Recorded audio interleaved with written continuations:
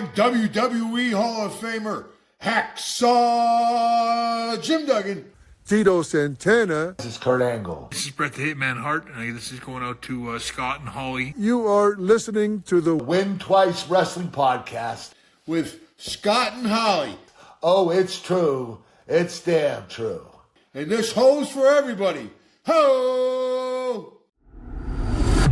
Ladies and gentlemen, you are about to listen to the incomparable Win Twice Wrestling Podcast with your hosts, Scott and Holly. We always go over, brother, and that's the bottom line. Dig it? So sit back, relax, and prepare to be entertained. Hello everyone and welcome back to episode number 84 of the Win Twice Wrestling Podcast with your co-hosts Scott and Holly.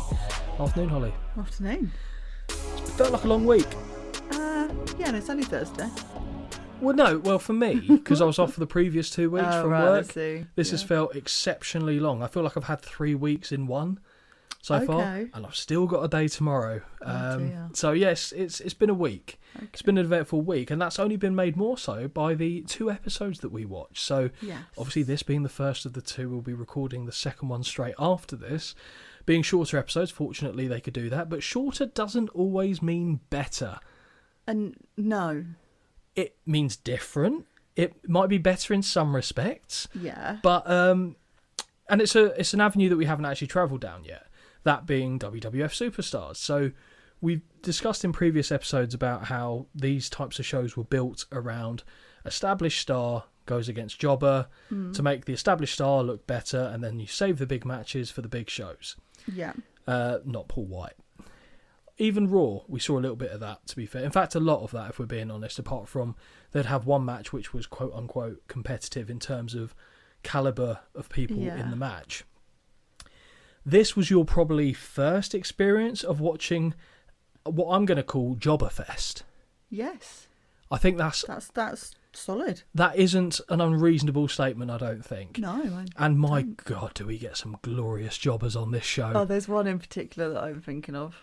Oh, don't worry, I've got a ranking system. Okay. That I've put, who's the jobbiest jobber that we've got. And don't get me wrong, it's a vital part of the wrestling industry. Of course. No disrespect is meant. However, I'm allowed to pick you apart in any way I so see fit, because it's my show.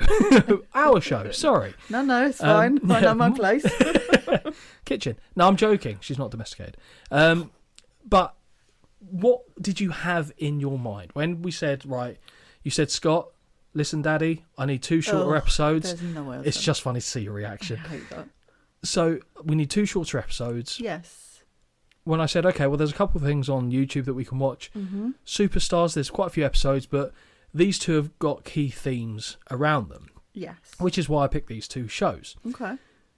Outside of seeing the little snippet, in terms of the still image, the thumbnail, on YouTube, what kind of vibe did you think you were going to get from an episode of WWF Superstars? I genuinely didn't know. Obviously, with this one, I assumed one of my favourite people would be in it quite heavily. And Both, I'll be in honest, fact. Well, yeah, but weirdly he was in one more than the other, and this one was titled with his name. Yep, true. Yeah. So outside of having this individual... No understanding of what I was going to really see. Having seen it, do you have any better understanding? No, not really. I think that is fair. Having seen the material myself, so cards on the table, the second episode that we're covering later, I watched in one sitting, and I was delirious at one point. I didn't know whether I was to laugh or cry. All I know that my notes were interesting, so I feel like you might... Hey, you wait till you see mine.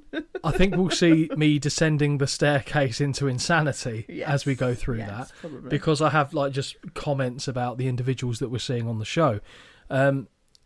in my head, I thought both of the shows were going to have a similar format. Turns out that is incorrect. Yeah, I would have assumed. I thought both of them were going to look more like the one that we're on now. And the one that we're on now specifically is the 7th of September 1991 edition of WWF Superstars. So the date for that taping was actually the 19th of August 1991. The venue was Rochester War Memorial in Rochester, New York, and the attendance was approximately 7,000 on the night, so a good showing. Mm-hmm. I am familiar with how this type of show works. Growing up as a kid, like as a very young kid, fine, because I don't mind seeing someone come in and absolutely squash someone else, walk out, rinse and repeat, so on and so forth. Oh, I see what you're saying. Yeah. As soon as I got a greater appreciation of the craft, maybe, without sounding like an absolute wanker, I don't want to see that. Mm-hmm. I like to see something with a bit more ebb and flow. So I'm trying to put myself in the state of going, or thinking, I should say, what is the audience for this type of show? Okay. And the first one is easier to kind of identify than the latter, I think. Yeah. So this, I'm thinking it's just purely families, kids. Just to me, this is 5 o'clock on a Saturday evening before everyone sits down for dinner. To me, this would, in the UK, this would have been on at the same time as Gladiators. Oh, okay, yeah. Is how I would put it. Before Baywatch, you know, that's sort Before of... Baywatch, yeah, absolutely. Yeah, it's not a post-Baywatch. It could be a post-Baywatch thing, but I think you're right. I think that's it would precede I'd put it on Saturday night telly, like a 5 o'clock time slot. Okay, I'm going to counter that and say Saturday morning. Saturday morning, yeah. 8 o'clock, Sky One. Well, yes, okay, I can see that one too.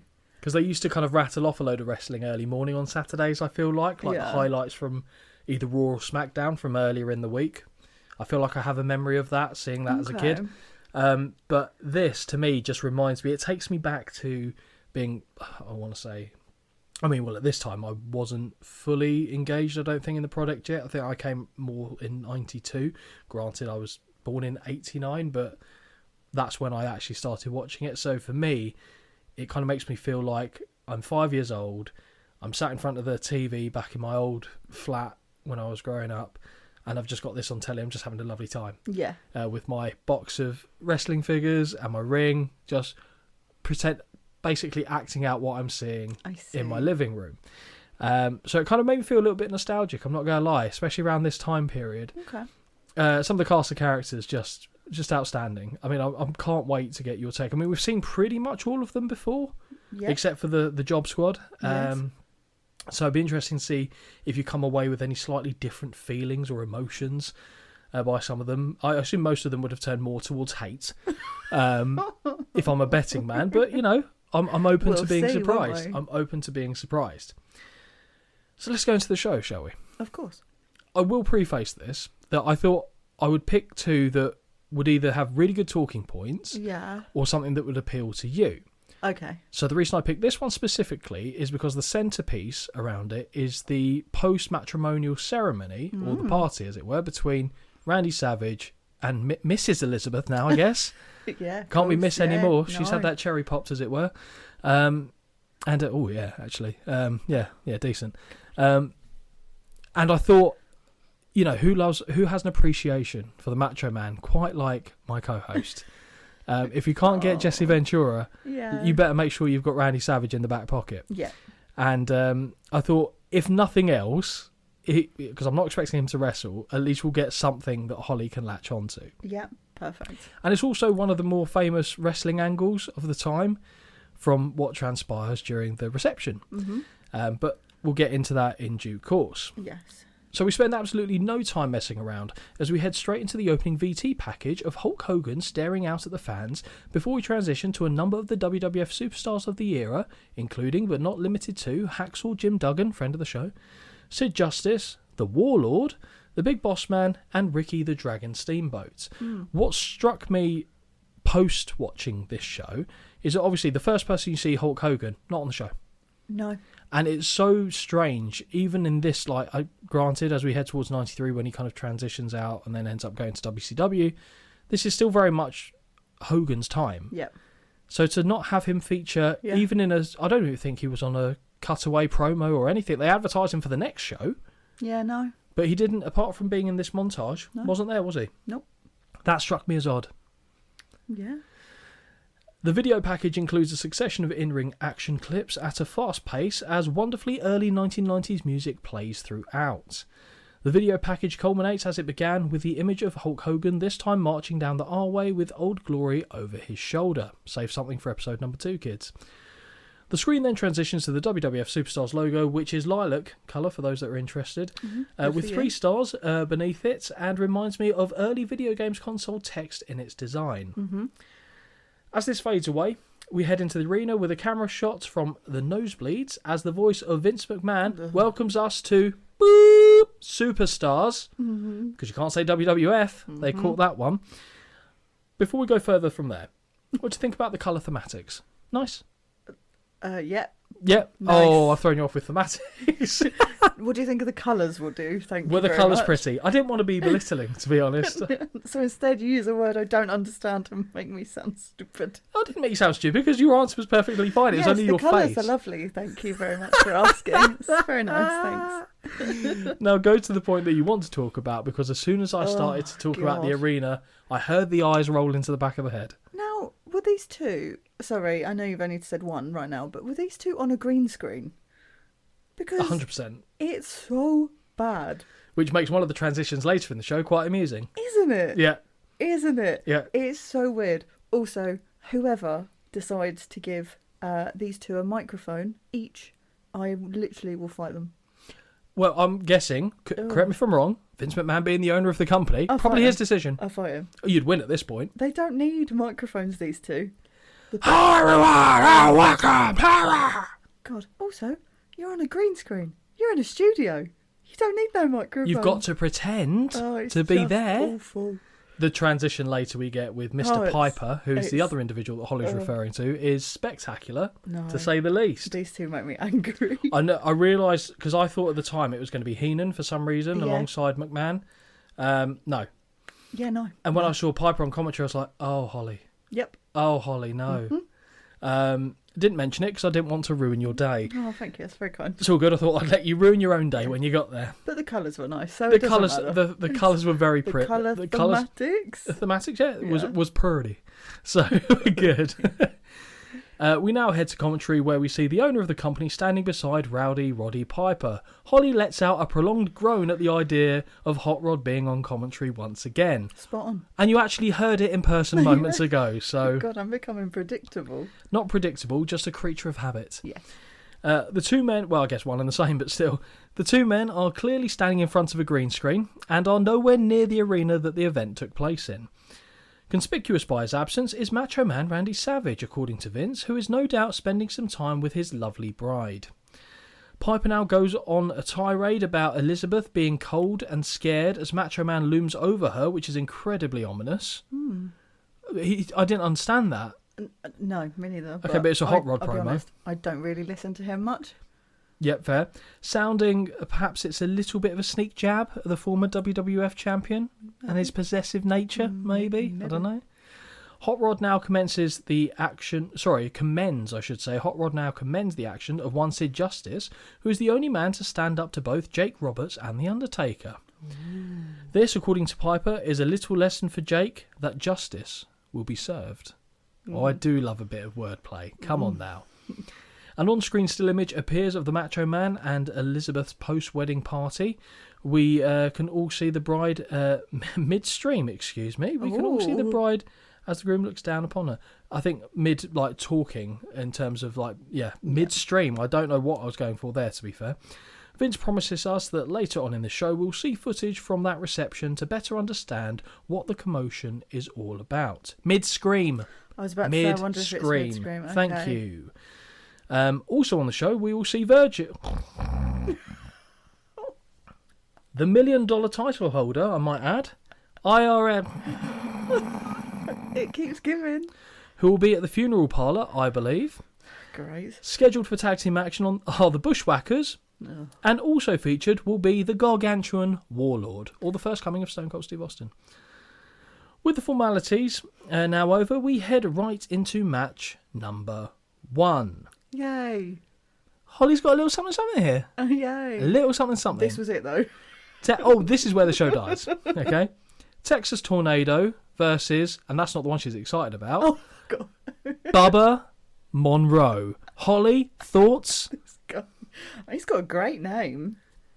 I mean, if ever there's a cousin fucking name, it's surely, apart from Cousin Junior, Bubba Monroe's got to be up there. It's a great name. But, wow. Yeah. Can you just describe the site and why he's made it onto Outfit of the Night? He hasn't. I'm shocked and appalled. There's one guy that almost did, but he doesn't. He comes later on. Fair. Making his way down to the ring is one of Holly's throwback favourites, Kerry Von Erich, a.k.a. the Texas Tornado. Yay. His opponent for the night, the always dangerous Bubba Monroe. Who is this mountain of a man, I hear you ask, Holly? Well, fuck if I know. So I looked him up. Okay.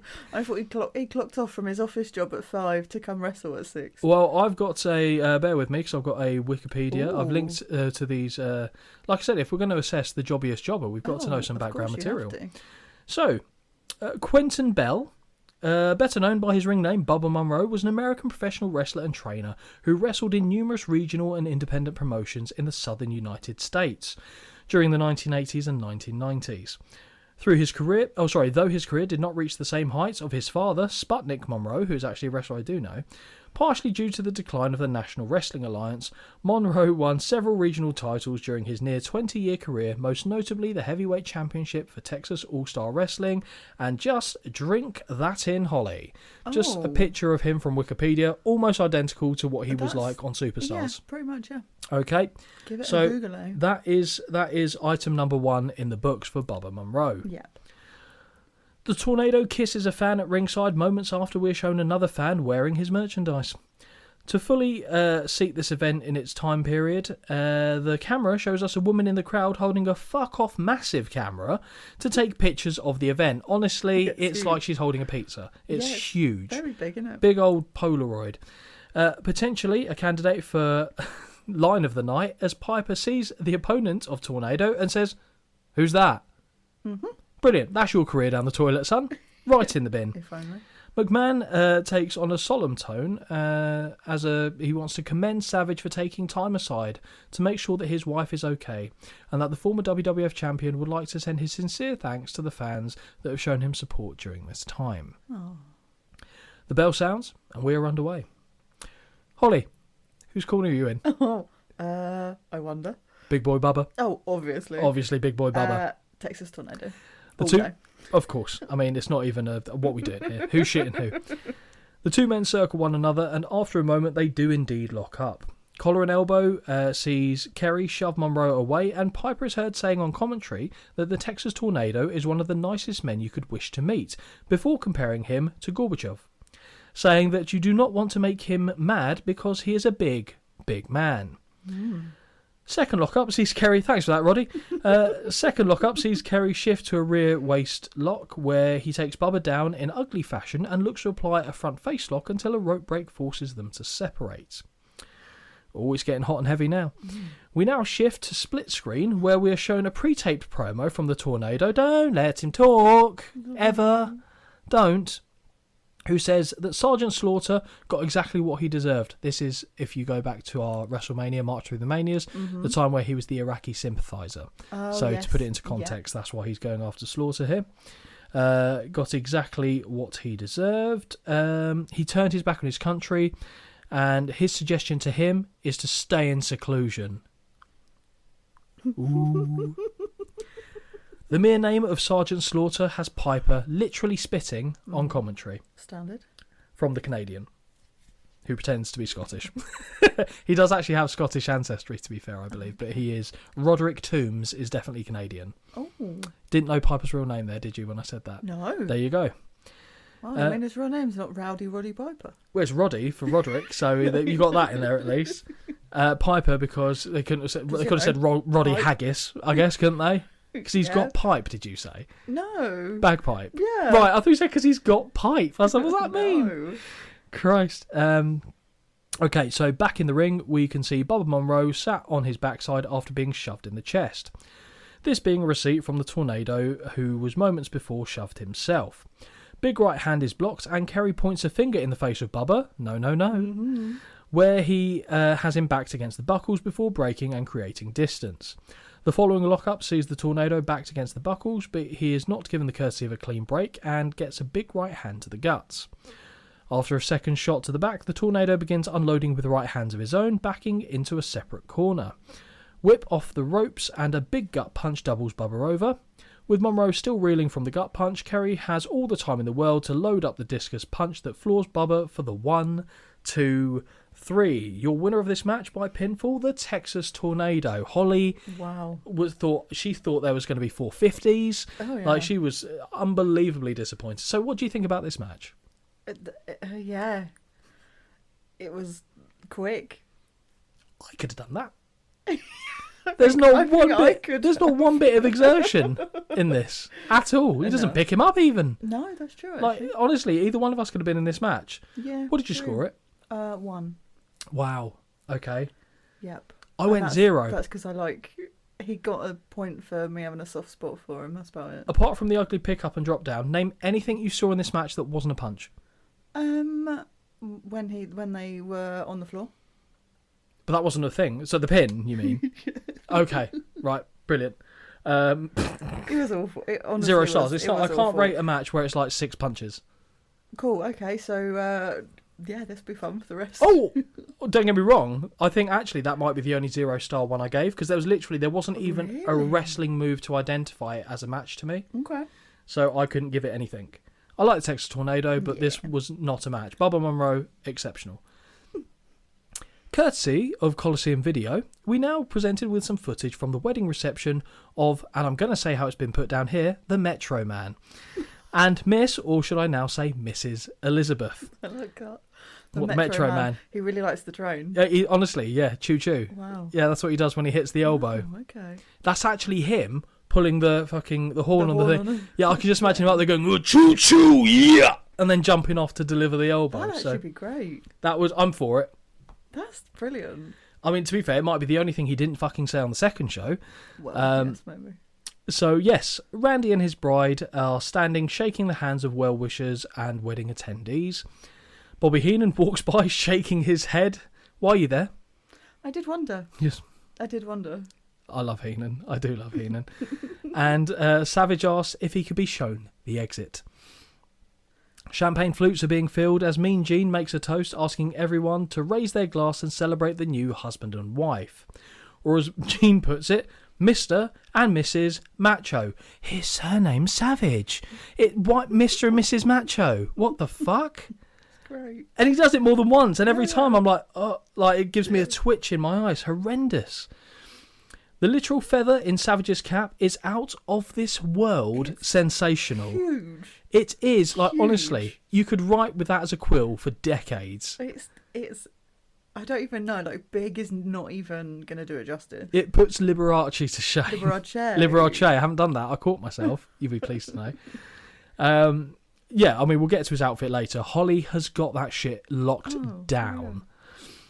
We've done that. Husband and wife link arms as they drink the champagne, and the camera now turns to the glitter ball above the dance floor, where we now see the ceremonial first dance. Very sweet. Yes, it did not slip past me that the name of the band was the Fast Fingers Orchestra. Oh, I didn't see that. The Fast Fingers Orchestra. Wow. Okay. Yep. Wow. Just outstanding. That's outstanding. Brilliant. Oh, I loved it. The two partake in their dance. All the while, Vince McMahon is providing a voiceover just in case we couldn't keep up with the fucking action. Yeah, honestly, this guy. But he's doing it in like he's talking about like just a regular thing. He's going, and yes, they come up here for a lovely ceremonial first dance. I know. Thank you, Vince. I know. Are you doing it for the people that can't see? Maybe. But why are they watching? I don't know. Because you're not there in person. You're not there feeling it. It's No, I don't know. I don't know. Although actually, I did a while back. I did get a message from someone who, a viewer of ours, who's blind. I bet they wish they were deaf. To be fair, with listening to us, but they said the way that I go through the matches is actually very helpful for them because they can try and picture it. Because obviously, when they're watching it, they can hear the commentary. But with me doing a literal play-by-play of everything, they said it was actually quite helpful, and I don't think I ever commented on that back at the time. Well, it's a good job I don't do it, because it would not be helpful. Yeah, it'd be like a David Bowie kind of trippy music video. Hey, you wait till WrestleMania with Johnny Knoxville, because that baby is mine. You can have it. I won't even put notes. And then we'll see how bad. I tell you what, this is the deal I'll make with you now. That match is all yours. Yeah. I will not make any notes. I will watch it Yeah. in its entirety Yeah. and just put like a one sentence at the end. Okay. Okay? Cool. It's going to be a quick one. Yeah, all right. Now you sound like my wife. Okay. Okay, so Vince is doing that. The Fast Finger Orchestra, of course, wonderful. From here, we head to the cake cutting portion of proceedings, and although the slice looks good, somehow it's turned to mush in the couple's hands. I literally said, it's a very moist cake. It is moist. That's how Savage likes it. Moist. Ooh, moist. Oh, yeah. The one thing is quite nice here is that if you watch them when they do because they do this thing, like, I know loads of people do it with cake, where at a wedding, like, where one of them picks it up and puts it in the other's mouth. No. Firstly, I'm not doing that. That's just bizarre. Notice I didn't do that either. No. But what I did notice is that he does mouth to her, or either say very quietly, "I love you." Oh, okay. Which was very sweet. Yeah, which is funny because around this time they were nearing the point of separation. Yeah, but your girl can lip read those words. So he either said that or elephant juice. So who knows? It could be elephant juice. I mean, to be fair, again, with it being Savage, I can't rule it out. Exactly. Maybe he's just trying to fuck with her head and just told her he loved her anyway. Elephant juice, yeah. As Elizabeth puts a bit into her husband's mouth, Vince says dryly, "Of course, Savage goes first." Okay. Okay. Next up, Elizabeth gets a dainty bite before Savage shoves the rest of his handful in his own gob. I respect Good it. lad, yeah. We now see Elizabeth throw the bouquet, which is caught by a woman, and McMahon says that maybe one day this woman will follow in the footsteps of Elizabeth. I doubt he means marrying Savage or dying of an overdose, but I'd be lying if I said that these thoughts did not go through my mind at the time.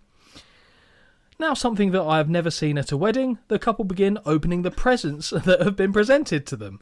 That feels awkward. That would be horrible. Oh, awful. It's like Christmas, isn't it? When you open stuff and people watch you and you're like, please stop watching. Especially if you don't quite know what it is. You're like, oh, it's a... What is it? I've got a story about that. I don't think I've ever shared it with you, to be fair. Right. I'll let you judge if it was worthwhile, but rest assured, it's going to be told. So this would have been for my... the 14th birthday, maybe. I think it was after the fact, and everyone's got in the UK, I don't know if this is a universal thing, but specifically in the UK, everyone's got an auntie who isn't an auntie. Oh yeah, I've got a few of those. I've got two aunties that aren't no relation at all. I've got actual aunties as well. But yeah, so one of my aunties came around because my mum used to do this, basically a jacket potato night for the girls, because she thought it was so inexpensive. She's like, I'll supply the potatoes, you bring whatever filling you want, because I'm not getting 6 different things if you want something different, and then we'll all have jacket potatoes, have a chat, have a drink, have a nice time. That sounds great. Yeah, honestly. Yeah, I thought, do you know what? She was really ahead. made me want a jacket potato. She's ahead of her time, right? So my auntie Annie came in, lovely lady, absolute funny as fuck pisshead. She not pisshead, but when she's drunk, she is very funny. Lightweight as well, cheap date. She won't be listening, it's fine. And she came in, she gave me, she said, sorry it's a bit late, but I've got you a birthday present. For the life of me, I couldn't tell you what the actual present was, okay? But they did that thing of, there's like a room full of women who are my mum's friends. Yeah. They're watching me open it. I see the present. I understand what the present is. Again, couldn't tell you what it was now. But there was something else in the bag, and I was like, oh, it must be associated with it. And it was like kind of wrapped in like a kind of film of some sort. I was like, what the hell is this? And I just held it next to the present, trying to work out how the two correlated and were like linked together. And after a while I just went, I've got to ask. And I said, Auntie Annie, sorry, what's this? And she looked at me, looked at what I had in my hand and started laughing. What she'd done is in the same bag as my present, she'd put the cheese that she wanted in her jacket potato. So she included a block of cheddar for grating. And she found it, and I was trying to work out how this was linked to my present. And to this day, she still finds that funny. And I just remember, it's like a memory for me that I was never going to like eradicate, because I just couldn't. And I was like, maybe this. Well, I'd have been like, well, you're I didn't even know it was screwed, 'cause cheese. that cheese is mine. Because that's the thing. I didn't even think, oh, this is food. I was trying to look at this and like, not anonymous, but like completely random yellow block that wasn't cut evenly. Like, that's brilliant. Bizarre. If anything, it kind of looked like now, if I'm thinking about it, like, one of those rock salt candle type holder things, like that, because I couldn't quite tell what it was. So I was like, yeah. So my auntie accidentally gave me a lump of cheese for my birthday. So yeah, quite Edwardian in delivery. But yeah, I don't know if I've ever told you that story. No. Was it worthwhile? Yeah, it's really made me want a jacket potato now for my dinner. I feel like you've extrapolated the wrong part of that story, but if it kept you engaged, you didn't yawn once, so it kept you engaged for a certain amount at least. Okay, right. So they're opening the presents. That's where we went. Yes. Savage even makes comments about the cheapness of one of the presents, but says that he is joking. He goes, "Oh, cheap." Oh. So funny. A jovial Miss Elizabeth opens the following present, but screams in terror at what is revealed in the package. A cobra falls into the reception, out of the box, and it turns into disarray. There are screaming, buildings are on fire. Yeah. Don't get me wrong, if I saw a snake at a wedding, I'd go, "Oh my God." And then I'd leave. I wouldn't go, "Ah, ah," like multiple women are screaming, like it's open gunfire at this wedding. And yeah, so out of nowhere, the Undertaker cracks the urn into the back of Savage's skull, knocking Miss Elizabeth to the ground in the process. No. Jake Roberts grabs the snake, noticeably whilst wearing a black glove, which is a red warning flag for me, and shoves it in the face of the bride. Naughty. Miss Elizabeth, yeah, I'll tell you what, don't you just hate it when you're at a wedding and some other dude gets their fucking snake out and puts it in the bride's face? Yeah? Miss Elizabeth is only saved after Sid Justice arrives on the scene swinging a white chair. As the attendees continue to scream, you can actually see Jake smack the head of the snake in the background, no doubt in an attempt to rile it up, which is just fucking insanity. If you're already holding it in a glove, to me there's like an issue there, because it's not a safe snake to be fucking around with. Did it? It literally, as soon as that lid was open, it was like, I'm fucking gone. The move. Yeah, I don't want to be here. It was on the move. Unfortunately, the thing with Jake is that he was in a lot of trouble for mistreating his animals. Yes, I have heard this. One particular story, I think I told you the one actually linked with Savage, didn't I? About the snake biting him on the arm and how Savage made Jake have the snake bite him in the first place. Yeah. And to get the snake riled up when it had to bite Savage, Jake is smacking the fuck out of it, which is why he struggled to get the snake off Savage after he latched on.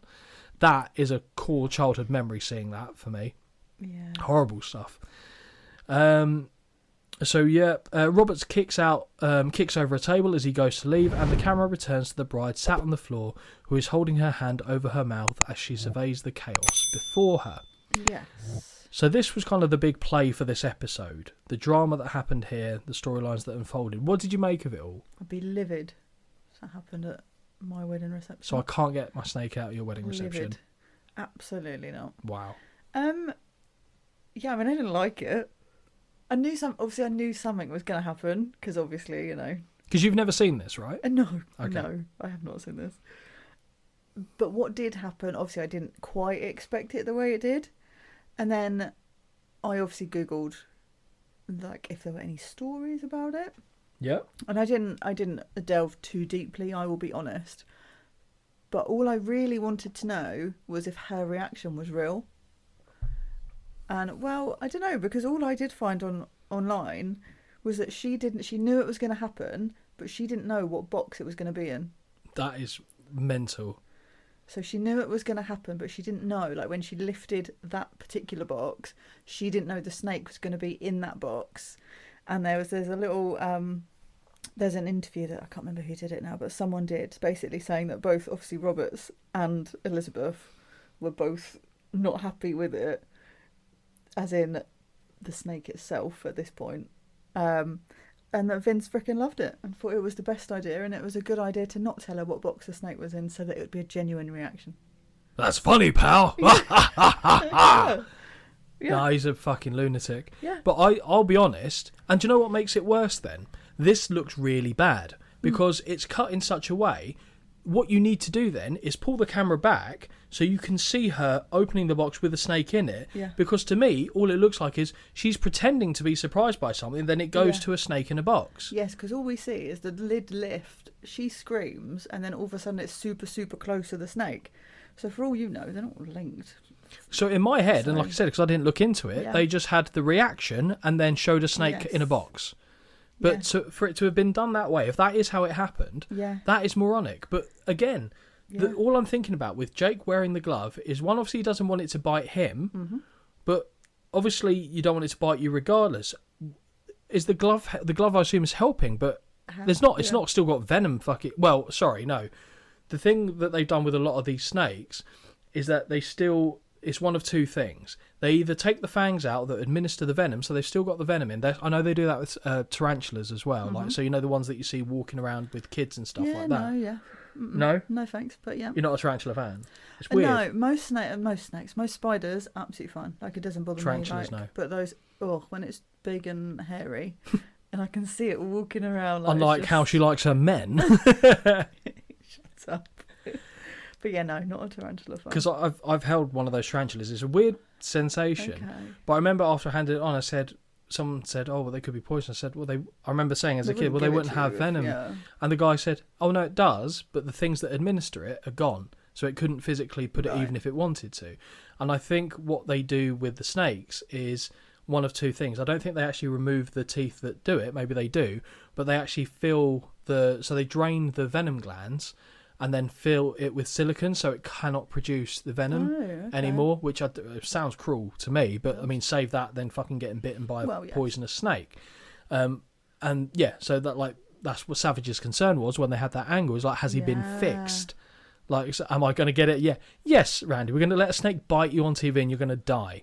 But to be fair, that gets suggested to me. It's absolutely not. But knowing what Vince is like, if he finds out what you don't like, that's going to happen on TV. It's like, oh, do you know what, Vince? The thing I hate the most is large-breasted women. Cannot stand them. Keep them away from me. Oh my God. Ugh.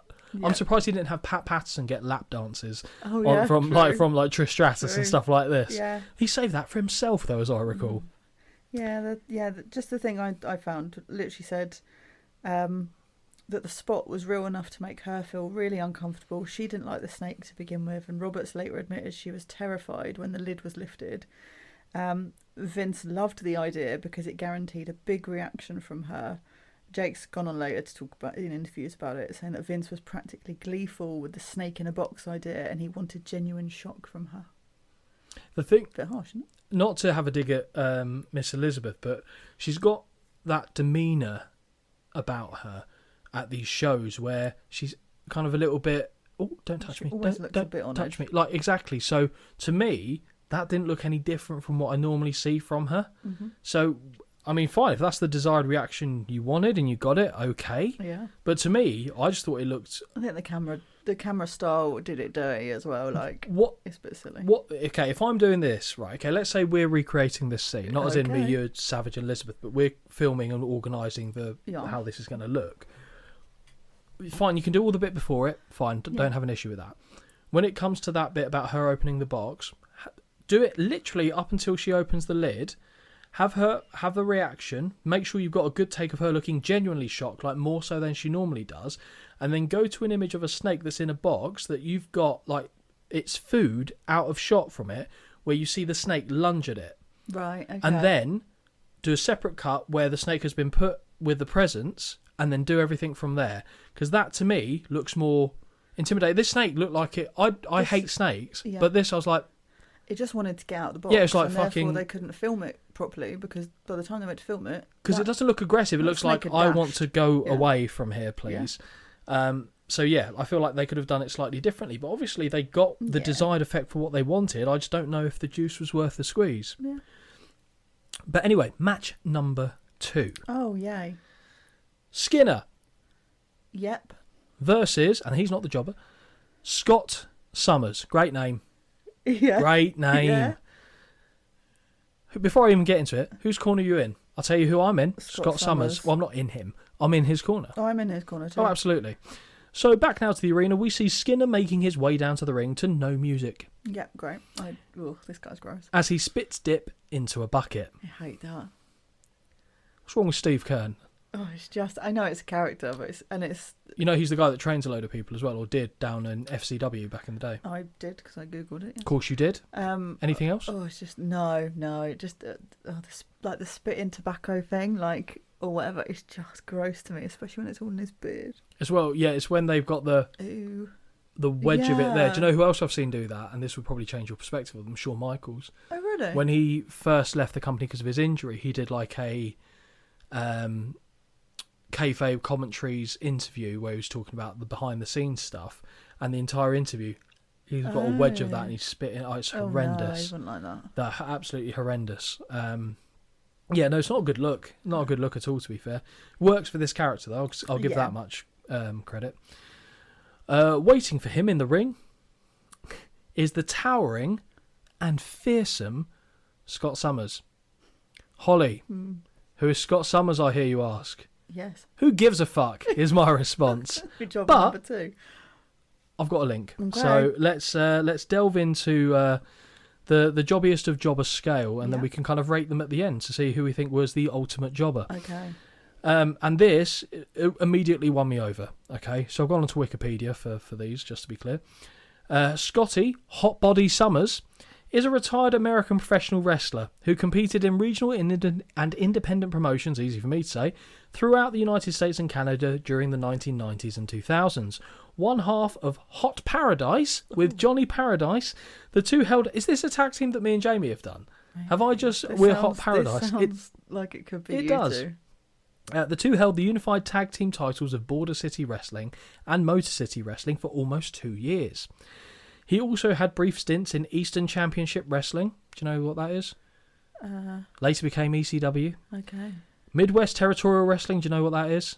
Sure. No one does. World Championship Wrestling. You know that one. Yeah. And the World Wrestling Federation. Sure. Before ending his career like many former MCW stars in the old Central States territory. So, contestant number 2 for this is Scotty Summers. Yeah. Skinner takes a moment... Sorry, back to the action, to be clear. Skinner takes a moment to pause on... Oh, yeah, sorry. Skinner takes a moment to pause on the apron and look into the crowd as the black guitar... Go on. Guitar-like substance. Black tar. I did put tar, but it's put guitar. Mm-hmm. The black tar-like substance runs down his beard. Ooh. It was gross, yeah. The bell sounds as soon as he enters the ring, but he is still given the time to ready himself for the match, taking off his hat, taking off his necklace. He's ready to go. All the... Sorry. It's just unnecessarily harsh, this next bit. All the while, this abomination prepares himself. Vince and Piper discuss the premeditated attack we just saw at the reception. Stiff collar and elbow tie-up sees Skinner run Summers into the buckles, and he laughs heartily as he walks away. Sorry, we already said we're in Scott Summers' corner. We don't need to revisit that. Yeah. Second lock-up sees Scott apply a side headlock, only to be pushed off, but he ducks a wild clothesline and back elbow, only to succumb to a kitchen sink that sends him head over heels. Skinner laughs towards a random in the crowd before clubbing away on his opponent. The man from the Everglades pulls Summers' neck backward over the top rope and delivers a stiff kick to the back that sends him tumbling to the floor. "He's a rough sucker," says Piper on commentary. Okay. From the apron, Skinner delivers a double axe handle to the back before Holly's favourite, before returning Scott into the ring. Split screen time as we get a pre-tape promo of Skinner, who says that he's going to skin his way through the competition. Good job they didn't get Scott Summers, because he's going to scot his way through the competition. So there's that. And his first target is Ricky the Dragon Steamboat. And in his hands we see him twist a plastic toy dragon, which appears to have been purchased from the Early Learning Centre. Was that supposed to be intimidating? Yeah, I don't know at this point. I was waiting for the men in the white coats to take him away. Yeah. Oh, God. Meanwhile, in the ring, Skinner lands clubbing blows to the back of Summers before scooping him up and slamming him down to the mat with force. Interestingly, we now see almost a pedigree, but driven more like a DDT, which Vince obviously calls a strange manoeuvre. Yeah, I've got that written down. Even more bizarre, this doesn't finish the match as I expected. How are you hitting that and not finishing the match? Skinner pulls his opponent back to his feet to deliver a reverse DDT, which is fine, but looks less devastating than what you just did. Wouldn't you do it the other way around? What, a proper DDT? No, as in like those two moves. Yeah, like, absolutely. Swap them around. Absolutely. He shifts to the mount position to secure the 1, 2, 3. Your winner of this match by pinfall, Skinner. As the announcement is made, Skinner clearly isn't satisfied as he immediately applies a choke on the helpless Summers, but is quickly cut off as we are taken to the control centre. Holly, what did you think of this match? Yeah, it happened. It was a happening. 0 out of 5. You went backwards on it. Yeah, I did. This was not as enjoyable for me as the other one. 0.5 stars I gave it because I thought the pedigree move was cool. Reverse DDT, fine. Skinner giving me a little bit of character because Kerry, quite frankly, didn't. Yeah, I see. So the moves in this, well, there were moves for a start. Moves, so that's why it's infinitely better than the one that came before it, at least in my opinion. Sat in the control centre is Sean Mooney, who says that Skinner clearly is not familiar with normal social behaviour, and putting aside the tobacco drool on his chin, he has what it takes to reach it to the top of the WWF. Of course, this bit is also bleeped because he said WWF. He says that on his ascension, he may have to tangle at some point with the British Bulldog, another animal he can skin. So that's the gimmick. Yeah. Anyone who's got an animal-like pun in their name, Coco Beware better be fucking terrified. Okay? And the British Bulldog has a few words for us all the way back in the United Kingdom. Yeah. Cool. In my hometown! Honestly, like some of his promos. Bulldog immediately begins talking in third person, which has me question whether Holly will be pissed off or whether you'll accept it because it's the British Bulldog. I think at this point, based on the show, I was okay with it. Fine. But had the show been better, it would have annoyed me. He says that he's ready and waiting to take on anybody in the World Wrestling Federation. He says he's been hitting the gym hard and hitting the needle hard. Well, he doesn't say that part, but I've assumed. He's ready for the Barbarian, Warlord, Mustafa, and even WWF newcomer, the Bully. Ooh, here's what you could have won. Oh, Christ. Yes, of course. Yeah. Oh, it's a black and white TV, 14-inch. Take it home, son. Yeah. Uncle Jim. He has a message for the latter saying that when he was in high school, I used to hate bullies. Hate or ate? Ate. Eat them? I've got a comment on that. Before that, apparently, not an issue. Now he's in the WWF, he still eats bullies. Although with his accent, it actually sounds like he says eats, like he's eaten. He's them. Eaten. Ate them. He's ate them. Now I'm doing Vader punches. He says that if he wants to bully someone around, why doesn't he try it with him, as he will teach him what wrestling is all about. No. I don't want to see it. No. I don't want to see it. Okay. Even on this show, I don't want to see it. Okay. But we go back to Sean Mooney, who seconds the comments of the Bulldog, saying that he's never allowed himself to be pushed around unless, of course, it's by his cousin. That's me adding stuff again. And that Billy Busick would be wise not to test him or suffer the wrath of a power slam. Ooh. We see Billy. We see Billy. We see him too. See Bully Busick later in the show. We now get sent to a pre-tape promo of the latest set of contestants for Bullseye. Sorry, no, here we have the Nasty Boys alongside their manager, Jimmy Hart. Holly, let it out. No, not them. Let it out. I just want to go through a show. And we've had a couple recently where I haven't seen him. But why does he just always pops up when I'm just not expecting him? The saving grace is that they only have this tiny little segment. Yes, that's true. And I did have this fear of like, oh, crap. This means they're going to be... It's not even just Jimmy Hart at this point. It's the Nasty Boys as well. Put them all together. No. But you know what's funny in this? You know I said like Bullseye contestants? Yeah. Jimmy Hart is actually the male. Because the male contestants are always thin as a rake with like some sort of a tash, and the woman is always the fucking beefy, oxen-like... Mulleted.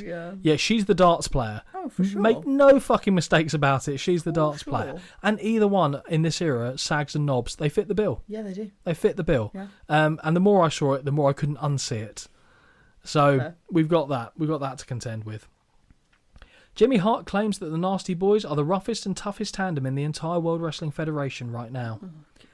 Sag says that they are on a path of destruction and calls out the likes of the Bushwhackers and the LOD, saying that all of them are going to go to Nastyville, near Suplex City, by the way. Oh, is it? Okay. And not one of them will be coming back. Okay. Factually incorrect, but okay. Knobs claims that recently... Knobs claims, that sounds like a great solicitor's firm, that recently they saw WWF President Jack Tunney wearing LOD shoulder pads, which further cements the conspiracy that he's trying to dethrone the Nasty Boys. Good. The Nasty Boys are mad, and they're hell-bent on coming after LOD to regain what is rightfully theirs, the Tag Team Championship belts. Mm-hmm. At the conclusion... He's gone. Yep. Jimmy Hart's gone. At the conclusion of this promo, we immediately return to the ring, where we see Virgil holding the $1 million belt high into the air. Is there anyone fucking shitter in the history of pro wrestling that wasn't a jobber, although he does get treated as a jobber at points, than Virgil? I don't see... Like, he's not in bad physical condition. No. I'll give him that. Give me one more positive quality about him as a professional wrestler. One, anything. He looks really good in those, the funny shirt things that they made them wear with no sleeves in the bow tie. Oh, shit, I can't even argue that. Yeah. Because he does. Okay. Yeah. Okay, outside of that... No, I can't. Thank you. Right, okay. God, you nearly absolutely stole my thunder on that one, but... Virgil is in the ring, and I'll be clear on this one. He isn't the jobber in this case. Right, who is? Because I didn't even get the name. Chris Duffy. Okay. Oh, don't worry. We'll get to Chris Duffy. Of course. The bell sounds as the disturbingly mulleted Chris Duffy attacks Virgil from behind. It's once again time for the jobber spotlight, Holly. Let me click on this link. Thank you. Okay, right. So we will open it with that. Here we go. Oh, now Wikipedia's asking me for money. We will ignore all that. 500 quid, are you having a laugh? Okay. Christopher Thomas Duffy was an American professional wrestler who appeared primarily under his name, Chris Duffy. It took him ages to come up with that one. He was a mainstay on the New England independent circuit during the late 1980s and 1990s, most notably competing for the International Wrestling Federation. Duffy was also notable for his sporadic appearances with the World Wrestling Federation between 1986 and 1997. Wow. Not interestingly, kind of sadly, so he did that up until 1997, 2000, he was dead. Oh, wow. Jeez. And there's a picture of the glorious man himself. Okay. It's a tough wank, I'll be honest. It's tough. But yes, Chris Duffy. Slightly more charisma, easy for me to say again, than his opponent, which is concerning. Duffy continues to pound away on Virgil, but finds his whip awkwardly reversed moments after a rake to the eyes, and he finds himself, good catch, hip tossed to the canvas, just for those that couldn't see that, which is everyone apart from me. Holly juggled her phone but caught it on its descent. So clumsy. A series of left jabs leads to a big right hand that puts Duffy down hard, begging you for mercy at that point. Very good. See what I've done there, Duffy? Very good. Was it Peter Kay thought it was birdseed? Yes. Yeah, there it is. Backed into a corner, Virgil lands knife-edge chops and big right hands before whipping his opponent into the opposite buckles and sending them for a ride on a back body drop when he rebounds out. Clothesline sends Chris Duffy over the top and down to the blue mats as we hear Roddy Piper reminiscing on how he slapped Virgil into action months ago, which is when he turned him against Ted DiBiase. Mm-hmm. Virgil is fired up as he points at the camera, shouting some sort of nonsense, no doubt, and he slings himself over the top rope, landing in a crossbody before farting. Oh, yeah. Firing. Before firing off a number of right hands to the face. Farting off right hands. I mean, to be fair, it was a fart this match. They return to the ring and we once again see the Virgil shuffle of left jabs and the right hand before he takes Duffy, well, they say Stuffy here, down on the canvas with a side Russian leg sweep. We're seeing wrestling moves. Yes, we are. Virgil points into the camera again and is heard telling Ted DiBiase to take note as he follows up with a delayed body slam. Are you watching, Ted? I hope you're watching. Cool. Swinging neck breaker, which is easily the cleanest move I've seen delivered in this match so far, but Virgil doesn't go for a cover, instead deciding to awkwardly, and I cannot stress enough awkwardly, apply the $1 million dream. After only once raising the arm, Earl Hebner, the match, he goes, fuck this, we're done. He's just asleep. He's lifted his arm. He's no, like, I couldn't even hand it to you because before his arm even kind of came down, Earl Hebner's like, let's pack this in, lads. I know. We've all taken away stuff, none of it good. Your winner by technical submission, Virgil. Holly, what did you think of this match? Oh, yeah. Do you know what? I gave it 0.75 because to me it was better than the one before. No. It had a little bit of something in it. And do you know what? I was still quite happy that it was quick. then you must have had a bloody lovely time during this show, is all I'll say. It was.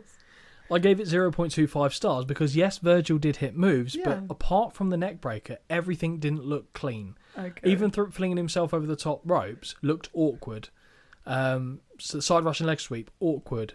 Finishing submission hold, awkward. So that's why... You get some points for effort with me, so, he tried. Do you? In this format. Do you? Yes. Okay, fine. We do not get any time wasted watching Virgil celebrate, because fuck that noise. We immediately get an update appear on the screen as Mean Gene gives us a look at the latest edition of the WWF magazine. We know it's got like Randy Savage, Elizabeth Wedding, etc. on the front cover. We now head back to the control centre where the man himself begins discussing Bobby Heenan and the real world's champion, Ric Flair. We can see from the still image of the Brain during the segment of the funeral parlour holding the unblurred World Heavyweight title. That's cool. Yeah. Much like how Cody Rhodes actually holds the belt currently. He's literally holding it the same way. And to me, it's a classy way to hold it. Yeah. Although I don't really like it when Cody does it. But Bobby holding it looks right. Okay. Which is weird because he's not the champion either. No. But that would be amazing. Johnny Knoxville against Bobby Heenan for the world title. Let's go. Although, to be fair, Bobby Heenan did at least have a wrestling career at some point. We now head to the previous week's Superstars, where Bobby Heenan acknowledges that Hulk Hogan is the WWF champion, but not the real world heavyweight champion. He is not Ric Flair. Was that brother? Just Hogan. He's not happy about that. Comparing the title that Hulk Hogan has to the title of Ric Flair is like comparing prime rib to lunch meat. Ooh. Shots fired against their own title. Damn. There's a lot of people like Hogan that are dodging real competition. And speaking of people with big mouths, how about Rowdy Roddy Piper? All he does is hide behind a headset and profess to be a broadcast journalist, which is obviously Heenan's gig. Mm-hmm. Piper has heard enough as he takes off the headset by the green screen and walks back in time a week. It's honestly so bad that it's funny. I said it is done fairly well. It isn't, but it is, if that makes sense. It's so bad because also he walks off like sideways and then enters in the middle of the screen on a lower level. Yeah. It's like, guys, come on. Like they're pretending like they're on a platform and they're right next to it. Like he's just walked. Next, I'm imagining they had a table. What they should have done is had him do that thing, where they pretend to walk downstairs and just do that. Brilliant. It would have been more believable. So, that's how Piper appears in the arena back in time. Heenan says that now Piper is up and close, he can take a better look. But Hot Rod said, as far as he's concerned, the only real wrestling champion is the man that holds the World Wrestling Federation title. Hulk Hogan, bottom line. The Brain says that this is just his opinion, and his opinion doesn't matter to Ric Flair, the real world's champion. Piper laughs and says, let me tell you something about Ric Flair, before patting Paul Bearer on the shoulder and calling him Lumpy. He goes, you alright, Lumpy? He scares Flair. Heenan says that if Ric Flair was standing out here right now, he'd have Piper down on his hands and knees in his dress kilt. Do you hear him correct himself on that? And he would have him shining his belt. Piper grabs the title and says, sure, he'll shine it. He'll give it a good spit shine. And he hawks a loogie at the gold before throwing it down on the ground. Heenan grabs him by the arm, and as he looks to walk away and gets spit in his face before being grabbed by the tie and pulled incredibly close to the face of Hot Rod.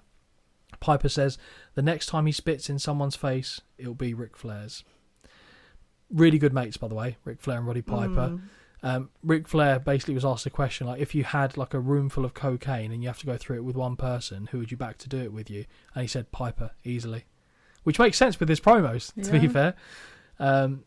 Back to Mean Gene, who says that there has been an awful lot of talk about Ric Flair, a man who hasn't even officially arrived on the scene in the WWF. So you have to remember at this time, Heenan is doing all the promotional work of talking about this real world champion holding the title belt because Flair sent it in to WWF offices after he had the falling out with Jim Herd at WCW. So he hadn't even landed yet. Wow. Back to Mean Gene, who hasn't arrived on the scene. And there are two people that clearly take great exception to his presence, one being Roddy Piper and the other being the WWF champion, Hulk Hogan. Back to the arena, match number 3. Yeah. So our second Kerry of the night, it's Kerry Davis versus the Berserker with Mr. Fuji. Oh, I've just remembered who this guy is. Oh, yeah? The jobber, yeah, I've just remembered through my description of his outfit. Okay, so let me see if I can encapsulate this for you here. We're back to Jobber Watch, and this time it's the turn of Kerry Davis, aka the Tiger King. Oh my god, yes. Yes, very good. He does look a lot like Joe Exotic. Very good. Unbelievably so, Very I thought. much so. I've just put wrestling at 6, aerobics at 7. Wonderful. Aerobics at 7. This is the first, for me, Holly, this one in this entire show. He does not have a Wikipedia page. Oh. Everything I found online about him was linked to, like, it was a database thing. I was like, I might have a bio. Nope. Oh, really? Could not find. So far, Kerry Davis is winning the jobbiest jobber. If I can't even find a bio for it, don't get me wrong, I wasn't doing it extensively, but nothing. Wow. It's concerning. His hair, man. Oh, it's sensational. Oh, it's an really animal. odd. It's an absolute animal. So the title of jobbiest jobber so far goes to Kerry Davis, a man whose finishing manoeuvre is getting pinned. Holly, this will be your first time seeing the Berserker, who is the WWF take on Bruiser Brody. A wild man who was big, imposing, and unpredictable. And you say huss a lot. Huss! Huss! Oh, okay. Okay. When the Berserker enters the ring, he throws a big kick towards the official and Howard Finkel as we see Mr. Fuji slowly make his way down to the ring. He ran a 10k in what? Oh, or 5k? What was it? I don't know, but he was wearing his dress shoes at the time. And finished like 20th? Yeah, absolutely. Brilliant. Still the best thing when he was sick. Oh. Ice pack on the hat. Love that. Legend. So, Holly, whose corner are you in here? Now you have to pick. Oh, I know you don't care, you got to pick. God. I don't get the Berserker character. Does nothing for me. No? Apart from annoy me. Really? Yeah. Against Joe Exotic? I mean, I don't care. But the guy, I mean, come on. The guy's working 2 jobs here. He's got to go teach all the middle-aged women their aerobics later, so... I just also like the fact that you can't find anything out about him. Honestly, I want to look a bit further, but so Yeah. far he's definitely got the title of jobbiest jobber. Yeah, absolutely. I'll go back his corner then. Okay, I'll go for the Berserker because I'm inclined obviously not... we know what happens. Yeah, I'll be honest, I wasn't backing Kerry Davis before it began. No. The Berserker begins taking off his helmet, sword and shield, and when he removes his belt, he decides to lash it around in every which direction, keeping Kerry at bay. What happens next is perhaps my favourite moment of the entire show, as Kerry walks directly into a massive boot to the face that drops him like a bad habit. Yep. It is brutal. Yep. Funny as fuck, because he gets it and he falls down like, oh shit, I've actually been kicked in the face here. The Berserker asked Mr. Fuji if he liked it before shouting himself that he loved it, and everybody is going down. They're yelling timber. Front slam by the Wild Man as Piper continues to prattle on about being called out by the Brain the previous week. McMahon says that Flair is going to be a guest on Monday Night Primetime, which piques the interest of Piper, who completely drops carrots and goes, "Can I attend? Can I attend?" Vince says that he isn't invited, which Hot Rod responds saying he's not invited to many things around here. Back in the ring, the Berserker lands a knee from the second rope, which sees him... Sorry, what? Back in the ring, the Berserker lands a knee from the second rope, which sees him... Oh, yeah! Okay, right. So he's on the second rope, lands the knee, but he lands it in such a clunky way, he kind of just mangles himself on the floor like a piece of cat shit. Oh, it doesn't look good. But it's there. So he's been kicked in the face and had a fully grown man land on his face, knee first. So he's having a good day at the office. Using the ropes to his advantage, the Berserker ties up the arms of his opponent, much like the Andre the Giant spot, before hitting the ropes and delivering a meaty kick to the chest cavity. Not once. Not satisfied with one, he lands a second, before a third follows, and even a fourth. Once released from the ropes, Kerry collapses onto the canvas on his face. The Berserker picks Kerry up in a back suplex position and tosses him over the ropes down to the floor. Why? You can tell by the cadence of the officials' count that this one will be over because it's 1, 2, 3, 4, 5, 6. Fuck off.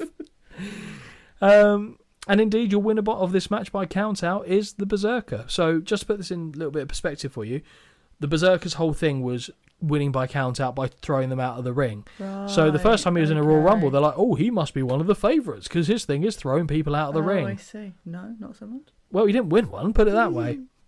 Holly, what did you think of this match? Awful. Honestly. Just abysmal. Okay. 0 out of 5. Okay, so I gave this the not particularly high score of 0.25, and it's purely because of that kick to the face. He changed his perception on life after that. It was ridiculous. Maybe that's why you can't find anything out. Because he killed him. Because he doesn't remember. He's still on the mat now. He's changed his name, everything. He's still in the Rochester War Memorial, just on the canvas. Or not even on the canvas, on the mats. Oh, dear. We return to the control room where Sean Mooney says that WWF officials have had a great deal of difficulty in reining in the wild antics of the Berserker thus far. Mooney now turns to the attention of the Rockers and says that according to the tandem, it doesn't matter if their opponents play by the rules or look to circumvent them, they will still lose either way. A pre-tape promo from Marty and Sean now where the former says they've been rocking and rolling, strutting and strolling and slamming and jamming, of course, taking care of business and having a good time all over the world. This annoyed me because it gave me a little bit of hope that maybe they'd be there. They weren't, but it gave me that little bit of hope, and then it annoyed me so much when it was taken away from you yes. again. Okay. They've been to Europe, they've been to Japan, and been successful on both of these tours, and now they're returning to the US. Their only goal now is to continue climbing the tag team rankings to become the title holders. Michael says that a lot of things have been changing in the WWF, but one thing you can count on that will never change, and that is the state of mind of the Rockers. Cool. Everybody is going to have to come to terms with the Rockers being number one, and the tone of Sean's voice is far less gruff than it would later become. Jack! Like, it's like really not quite as rough. Doesn't sound like him at all, does it? It frustrates me that his eyes keep flickering away from the fucking camera. I can only assume to read a cue card of some description, because he's going talking off. Oh, it's awful. Fuck off. And that's the best take. Wow. It's pre-taped. Get him to do it fucking again. Dipshit. Time is money. Yeah, well, and quality is clearly in the end product, okay. All right? Where have we got from here? Sean Mooney says that he has received countless letters that agree with Shawn Michaels' last sentiment. It's clear that this dynamic duo will not quit until they reach the top. Mm-hmm. The dudes with attitude. Oh. Now, Holly, please can you do your best to describe what we see on the screen next? Bully Busick, a bowler hat wearing, thick moustache donning, time displaced tough man is standing behind his manager, Harvey Whippleman. I want to know every single fucking thing that went through your head when you saw this on the screen, please. Honestly, I did pause at this point just to make sure that I was all right. And in the right century, and perhaps? I did wonder, am I okay? Am I seeing things? What is this? It's an assault of the senses. Horrendous. So Whippleman asked those watching if they remember what it was like at grade school having their lunch money stolen. Do they remember going to the prom and being knocked off the chair before having their girlfriend stolen? Apparently, it was both Bully and himself that would do this. They take what they want when they want. Sure. I could be wrong, Go on. And I will have to fact check myself this at some point, but I have a strong feeling that, you know, when Gorilla Monsoon's son died in the car crash, I think Harvey Whippleman was in the car with him. He didn't die. I think you've told me that. I feel like it was Harvey Whippleman that was in the car with him. I'm sure you've told me that. I don't know why I have that embedded in my head, so I must have got that from somewhere. Are you looking it up now to see if you fact check me? Yeah, just before someone else does it on the internet.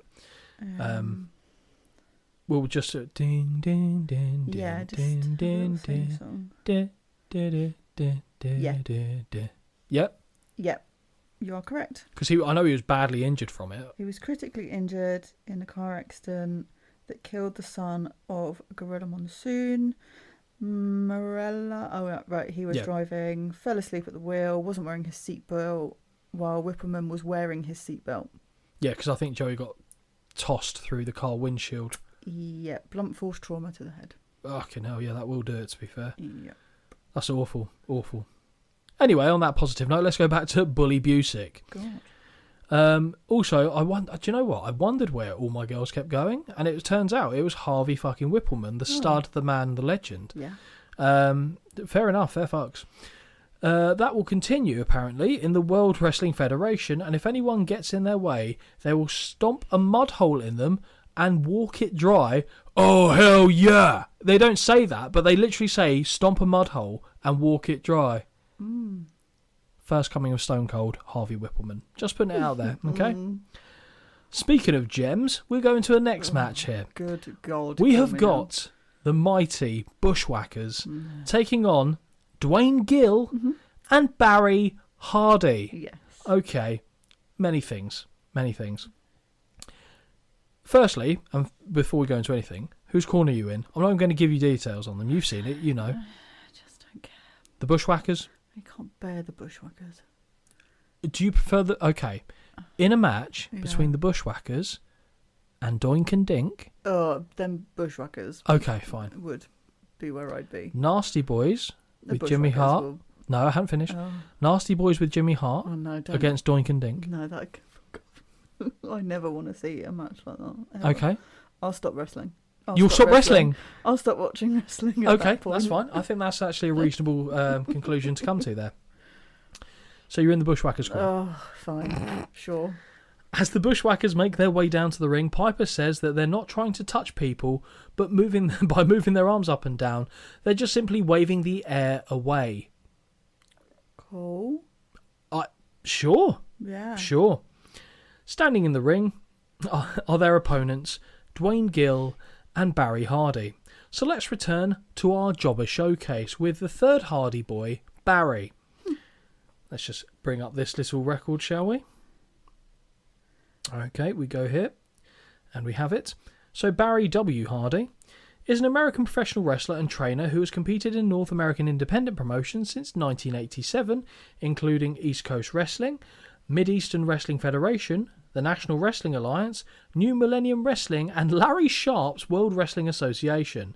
We'll forget that he did a couple job spots in the WWF, but that is Barry Hardy. That's right, ladies and gentlemen, Barry Hardy is still not officially retired.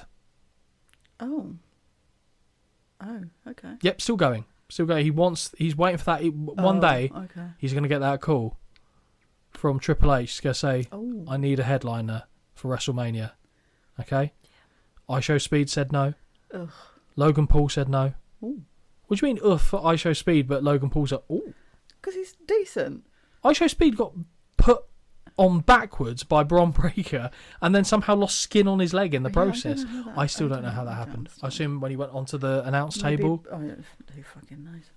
Well, they do, I assume, but yeah. You'd hope, wouldn't you? Well, you would hope. Now to the more well-known of the two jobbers, Dwayne Gill. Holly, does the name Dwayne Gill mean anything to you? No. It should, shouldn't it? It should. So Dwayne Gill was a man that later came back into the WWF. As? They shaved his head, and they used him as a parody on Goldberg, calling him Gilberg. Stop it, this is him! This is the one and only That was very funny. Dwayne Gill. Wow. This is him. Oh, God. Does He had hair here. Does he not win the Jobber Award because he actually got to come back? No, because he's got a profile. And we're going to click on that. Spoiler alert, Kerry Davis wins. Oh, okay. Okay. I think actually, I'm trying to remember if the last one has one, but anyway, I don't think he does. But I've got a... Not on that, you daft boy. There we go. Click on the right link. Knowledge is human. Dwayne Gill is an American retired professional wrestler, best known for his appearances in the World Wrestling Federation during the Attitude Era under the ring name Gilberg, a parody of then rival promotion World Championship Wrestling's top star Goldberg. During his tenure in the WWF, Gill became a one-time light heavyweight champion. He held the title for 15 months, becoming the longest reigning light heavyweight champion as recognised by WWE. Gill retired on February 28th, 2020. And do you know why I know that he was the chosen one? Yeah. Because less than 2 weeks later, COVID. He retires, the world fucking falls apart, okay? God. Sensational, okay? That's so funny. So that is Dwayne Gill. Oh, wow. Roddy Piper would like to congratulate this tag team for being the first pairing to actually make the Bushwhackers look attractive. I would fucking kick all of them out of bed, if I'm being honest, okay? I mean, I just think the photo of them both is just... People just should Google, because it's just... it's honestly, like... Just Google Dwayne Gill and Barry Hardy and just have a look. Shit. Like, it's worth it. It's like American version of the Chuckle Brothers. Oh my god, it is. It's to me, to you, to me, to you. And one's called Barry. One is called Barry. I mean, Dwayne is a tough sell. Yeah, no. But Gil, Paul, fuck it, who cares? But I would recommend that you do actually have a look at that, because that is going to be etched in my brain for the rest of the evening, I think. Yeah. We now see Luke and Butch being... oh, fucking hell.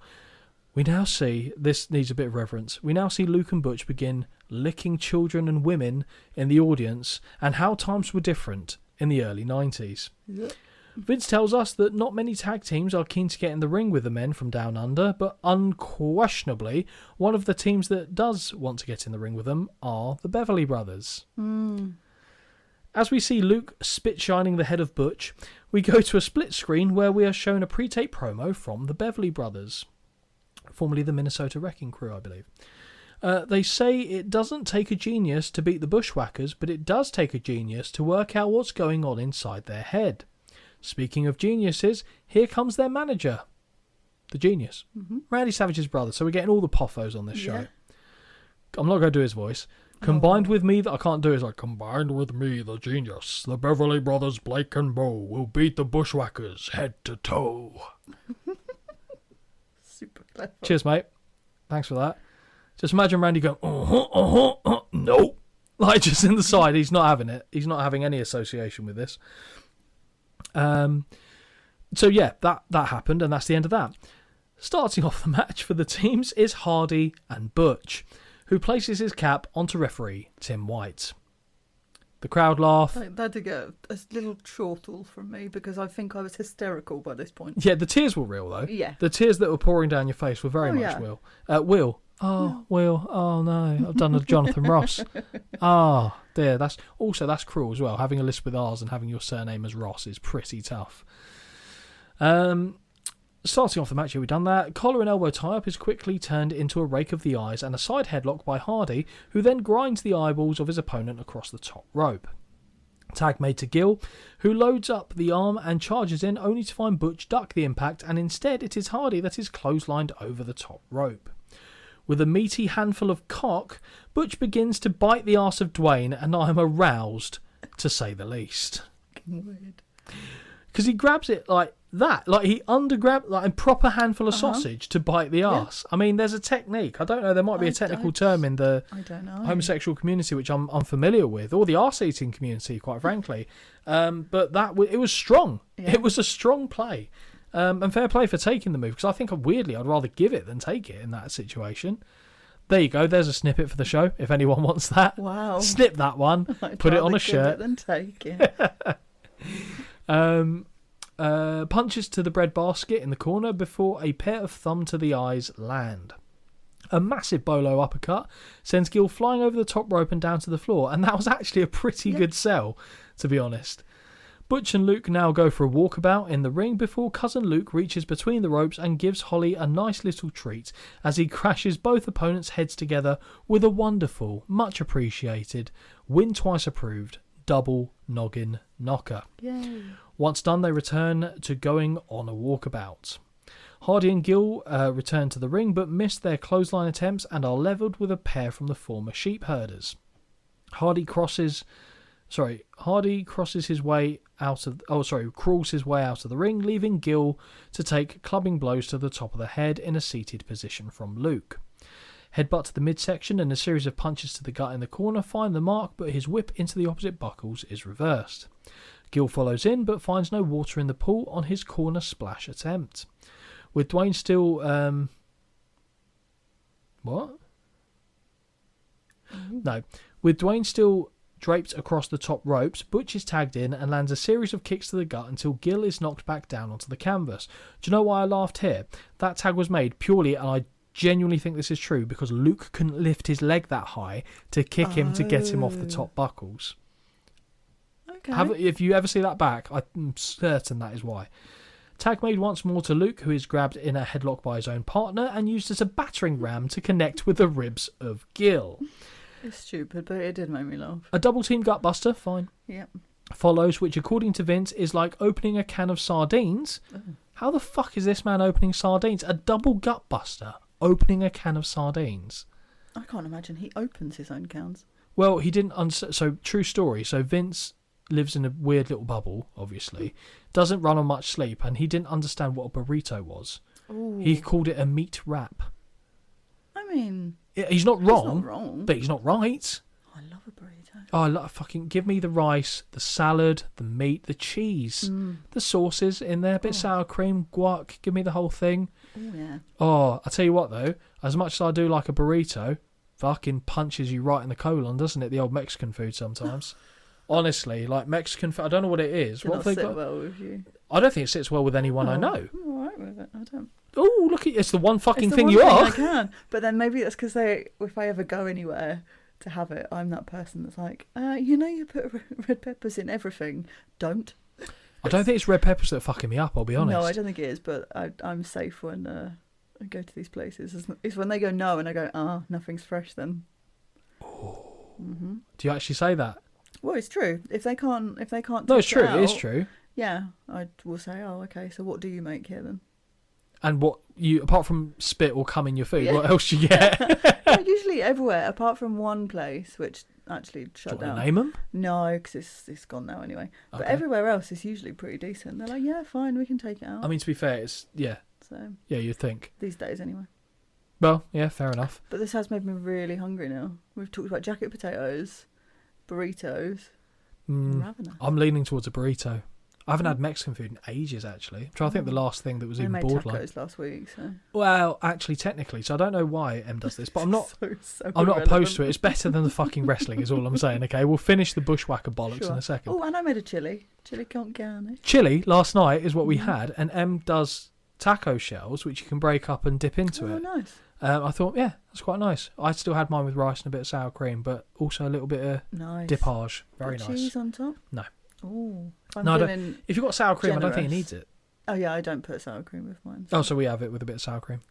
Yeah, really nice.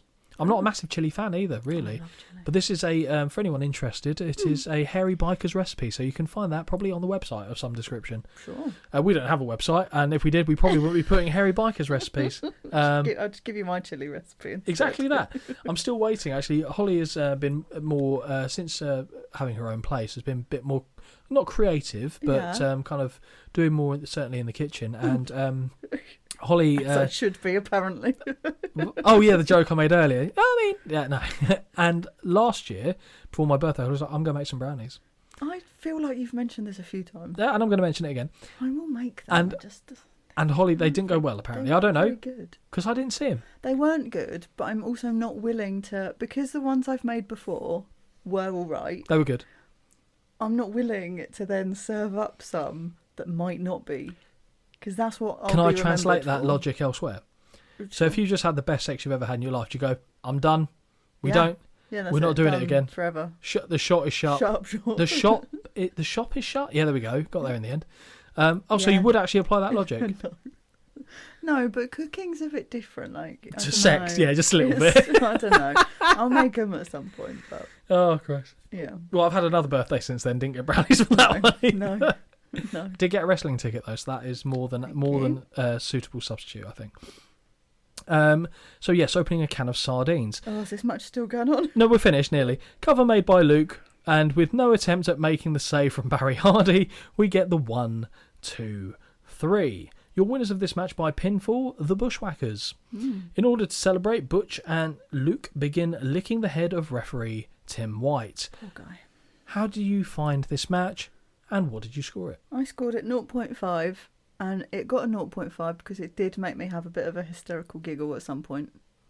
Pound it, big dog.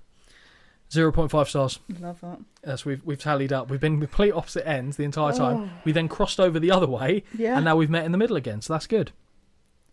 With that match in the books, we get an on-screen image of the WWF magazine once again, and this time we get to have a look at select parts of the content, which includes a sit-down talk with IRS. There it is. We now head to the funeral parlour as the gong sounds and smoke fills the room. This also. Get off my telly. Paul Bearer welcomes us into this ominous setting with urn in hand, and he introduces us to his very special guest, a man who has been here before, Erwin R. Shyster. Piper on commentary makes a passing comment that Bearer looks like a bowl of jelly in that suit he's wearing. Never seen a bowl of jelly in a suit, I'll be honest, but okay. IRS joins the Master of Ceremonies, who says it is always an honour to have him join him in his parlour. Last time they were together, they had a good discussion about death and taxes. Fucking hell. Jesus. Bearer says that, come to think about it, even in death, you cannot escape the taxman. Fucking piss off. Ain't that the fucking truth, though? Preaching. Even death is no excuse to not pay one's taxes, according to IRS. Some would say that they are taxed to death. Oh, God. Brilliant. Paul Bearer now has some fake flowers in hand. Where did that come from? What purpose do they serve? I don't know. And remarks once again how good of a guest IRS is, not like others he has had, such as the Big Boss Man, who marches down to the ring, beats up his opponents, and handcuffs them to the ropes, all in the name of law and order. Or Holly calls it Friday night. And the eyes of course you did. It's part of the bit. In the eyes of IRS, the Big Boss Man is nothing but a tax cheat, and who the fuck isn't to this bland arsehole? The government made the Big Boss Man a living and put food on his table, and we know he likes to eat. Bearer thinks he is just a hit cop from Georgia. The only thing worse than a tax cheat, according to IRS, is this promo. Is a yeah, I want to stop it here because that's perfect. That is perfect. Is a hit cop on the take. Big Boss Man's deadline is coming along very soon, and if he doesn't have every tax receipt available with every T crossed and I dotted, IRS will see to it personally that he is the one that does hard time. Right. Do you know what? I will admit that before, seeing our IRS didn't really bother me massively. It was a bit not here, not there. This, I'm done. I'm done. No. With that, IRS walks away from the funeral parlour, leaving Paul Bearer to look into the camera with a sickening smile and say, "Rest in peace." Mm-hmm. He sniffs the fake flowers as the screen fades to black. When we return, we see a small piece of footage from SummerSlam and the conclusion of the Intercontinental title match that sees the changing of the guard as the Hitman walks out with the championship gold. Good match, that, actually. Yes. Back to another match, shall we say? Oh, good. Warlord with Slick versus... Now, this is a wrestling name. Isn't it? Mark Thomas. Yeah. Sounds like a euphemism for a dick. Mark Thomas. Get your John Thomas out. Get your Mark Thomas out. Okay. Yeah, there you go. Whose corner were you in? Warlord. Give me your thoughts on the Warlord. I'm going to be honest. He's big. He's bald. Right, okay. Yeah, but he's not attractive, though. Agree to disagree? He's not unattractive. Okay, fair enough. I know. There are better looking. Oh, shut up. What? I haven't said anything. No, compared to the two, yeah, fine. I'll go in his corner. I'm over it by this point. I'm so done. We've managed to turn a 40-minute episode into a 1.5 hour show. We talked about food for most of it. That is fair. That is fair. As we return to the arena, Vince McMahon says that unquestionably SummerSlam was one of the greatest spectaculars of all time. Piper begins to wax lyrical about the Hart family, referring to Helen as beautiful, and he says that he loves Stu to death, even though he can't understand a word he says. But Holly, far more important than that, let us return to Jobber Watch. Okay. Mark Thomas is the second man on tonight's show to not have a Wikipedia page. Probably because he got two first fucking names. Yeah. However, given his impressive physique, he is not winning Jobber of the Night, in my opinion. He looks a little bit like a wrestler. Yeah, he does. So I'll give him that. He's not got No, I haven't written down that he's got something else to go to, so... No, exactly that. Yeah. The match gets underway with Mark Thomas slapping on a side headlock, only to be elevated into the air and thrown across the ring with ease. Very impressive, as he's not a small man himself. Nope. Mark decides to run off the ropes, but when he returns, he's levelled with a big boot to the face. We go to Slick, and we hear him say, "You must want a short-lived career, son." Who's ever got one? I would love a short-lived career. Thank you. Okay. And Vince, on commentary, he may. I mean... No. It's just ridiculous. After being sent off the ropes, Thomas is levelled with a flying shoulder tackle, which actually looks like it sucked. 2 slabs of meat colliding at pace. Gut-wrench suplex connects and the Warlord poses in the middle of the ring. We get another mid-match split screen as Warlord clubs away on Mark Thomas, and I think this is where the illusion of the Warlord falls away. Mm-hmm. Slick says that Bret Hart will have the shortest Intercontinental title reign ever. Warlord says that Bret isn't the Hitman, he's a Mark Man, and that he'll squeeze both the life and the Intercontinental belt out of him. Now, it's not what he says that I dislike. That voice does not go with that body. Mm-mm. It's too high pitch, it's not deep enough, it just doesn't have the gravitas. I just never speak. Like what you say, no offence Terry Sapinski, what you say here doesn't offend me, but just I can't. I'm like, oh, what? It's like, to me, his voice is Mickey Mouse, and it's not. It should, like when you look at Stone Cold, his voice matches him. Yeah. Goldberg, voice matches him. He doesn't, does it? I'm gonna throw all the life out of you. That's very good. Thanks, Lordo. Am I the dog? Well, because Minnie.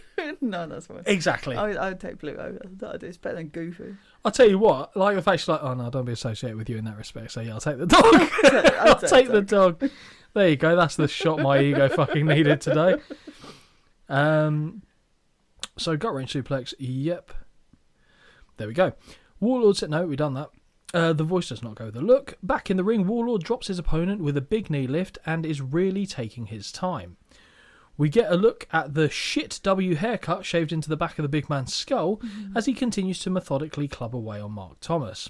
Delayed vertical suplex that sees Warlord have... Sees Warlord? Oh no, sorry, here we go. Delayed vertical suplex that sees the Warlord have to actually prevent his opponent from over-rotating is another impressive feat of strength. Brutal short-armed clothesline looks to land on the jaw, and now the Warlord locks in a full Nelson that leaves Mark Thomas no option but to submit. Your winner of this match by submission, the Warlord. Holly, what did you think? I don't care. 0.25. Okay. Oh yeah. I don't care. This really tiny short match probably was like maybe the most not entertaining, but like had the most. I just didn't care. Well, funny enough, I gave it 0.75 because I actually thought, like, as a squash match goes, this looks impressive. It did look impressive because also the other guy is not small. There it is. But I just... And everything looked like it hit hard. The life had left me at this point. So, yeah, 0.25. Yeah, great. And I didn't make a deal of it at the time, but that was your main event. Yep. So at this point, we go backstage. So we're not quite there yet. Right, yes. In keeping with the theme for the night, we waste no time with a post-match celebration, instead heading to Sean Mooney in the control centre, where he says that the Warlord cancels another opponent's appointment with victory, which is a bizarre choice of phrasing. Elsewhere in singles action, nobody has delivered more punishment with an elbow and a figure-4 leg lock than Greg, the Hammer Valentine. Why? Just when Holly thought she might escape him, here is my Auntie Janice. Finally, this is what he says. Finally, the long hot summer is over, and it's time to go back to school. Yeah, that's the way to be a face. Tell kids they're going back to school. Okay. When anybody signs a match to go against the Hammer, that is exactly what they're going to do. Go back to school. Oh. Valentine says, as always, he has an open contract and will not back down from anybody, whether it be an old name or one of the newer names such as the Berserker, IRS or the Bully. The Bully's getting a lot of airtime here. Is, isn't he? Based on the names he has picked, clearly Valentine is now playing a face who once again reiterates that he will take on anyone. According to Sean Mooney, it is clear that Greg the Hammer Valentine still has a number of victories ready to be claimed on his account. Holly, how did you feel? Sad. Confused. Bit hungry? Yeah. Yeah. Yeah. And I'll be honest, apart from the one pause that I did earlier on, I didn't pause it again and I didn't look at how long I had left. Weirdly, I thought I had a long time left because all these matches are so short. And I was like, oh, God, here we go. Then all of a sudden, it just ends. Yep. And it started playing another video. And I was like, and I questioned myself. Did I fall asleep or something? Like, what happened? Which you have done in the past. I have. Yep. So I went back, fast forwarded all the way through it again. I went, oh no, this is how it just stops. So speaking of accounts, we're not quite done. Well. Not quite done. We now head to the $1 Million Man, who is standing beside Sherry, who's on the losing end of a large withdrawal. That's got to be... Hello. Oh, gosh. Bet she's got a lot in her deposit account, is all I'm saying. Oof. She says that it simply isn't fair and refers to her charge as teddy bear. Mm-hmm. I'm flaccid. Just no. I don't see Ted DiBiase as a sexual being. I just can't see it. I see Sherry as a right goer, but not teddy bear. No. Not our teddy bear. Things were going great, but then crash bang wallop. She was sent away from ringside, and President Jack Tunney stood beside the referee's decision. Ted DiBiase says it's because they're intimidated of them, and since day one Jack Tunney has been throwing curveballs at him because he doesn't like him and because he has more money than he does. Ooh. He has costed him something that is incredibly valuable to him, something that is worth more than $1 million. That title is worth more to Ted DiBiase than any money, and he's willing to invest every single dollar he has in order to get it back. No, I'd take the money. I would as well, but it's not bad promo from him, actually. It's not great, but it's okay. It's not bad. It's probably the best promo on the show. That's not hard. No, Ham was the second one, so fucking hell. God. To culminate proceedings, we briefly head to a child dressed as Hulk Hogan in the crowd. And then we get an on-screen graphic of what's expected next week on Superstars, which will feature the likes of The Undertaker and Hulk Hogan. As Vince continues to list off the names that are set to appear, I marvel at the neon purple and lightning bolt blue used as a backdrop on the on-screen images. McMahon continues to grow hoarse and lose his voice as he concludes that we will see more footage and a further update from the wedding reception, as well as comments from both Jake the Snake Roberts, that's a promo we could have done with on this show, I'll tell you that, and Sid Justice, less so. And as the WWF Superstars logo reappears on the screen, the show comes to an end. Yay! Holly. Yes. I just realised I didn't even rate the show, but I've got an answer lined up. Okay. How did you feel watching your very first episode of Superstars? And what did you rate the show overall? I felt like the fact that it was 40 minutes long, I was grateful. So I'm very grateful for that. And I guess it didn't feel long. No, it didn't. Because that's why I still thought there was more. Yep. Yes. It just was a bit shit though, wasn't it? Yeah, I mean, yeah. 2 out of 10. 3 out of 10. Yeah. Just because it gave me job a watch. Yes. You took something good from it. I did. I had to. I really had to. So it's not a great show, like I said. If it had been a 2-hour event, my God, could I have come close to a negative score. Oh, yeah. But it was, again, the time limit was fine, and it was something out of sync from what we've done for a while, so it didn't hurt me. So I say 3, which sounds horrendous, and it's not great. You said 2. No, it wasn't but great. I didn't hate it. I didn't hate it, but you can't... When the matches are that short, you also can't be going, oh, that was 3 out of 5. Yeah. Because that's insane. No, exactly. Unless it's, of course, Triple H and Ultimate Warrior. Obviously. But really, take away everything that we've just discussed there. Yeah. Quite frankly, you can. Let's go to really the highlight of any recording. Right. Outfit of the night. Oh, how many contenders have we got? 2. Well, 2-ish. Is it Savage and Elizabeth? They are combined as one entry. Ooh. Kerry Von Erich. Yeah, of course it is. Because I have to do it in the order. Like, I don't do this after and go, oh, let me think about who it was.